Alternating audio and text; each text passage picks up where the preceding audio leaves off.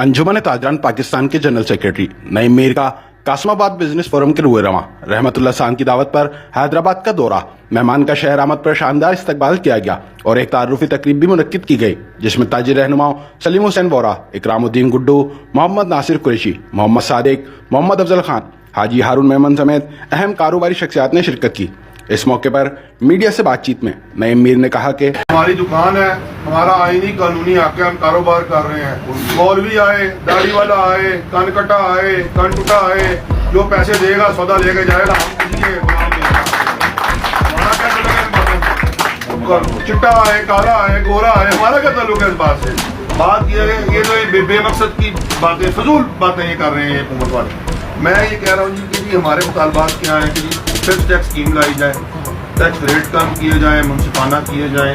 हमने sales tax में registered नहीं होना, हमने होल्डिंग टैक्स में रजिस्टर्ड नहीं होना, हमने अपना पिछले 6 सालों का कोई नोटिस नहीं लेना, हमने किसी ऑडिट वाडिट में नहीं जाना, हमें सादा आसान निज़ाम हो जिसमें हमें किताबें ना रखनी पड़े, अकाउंटेंट ना रखना पड़े, उर्दू का फार्म हो, सारी चीज़ें सादा सी हों।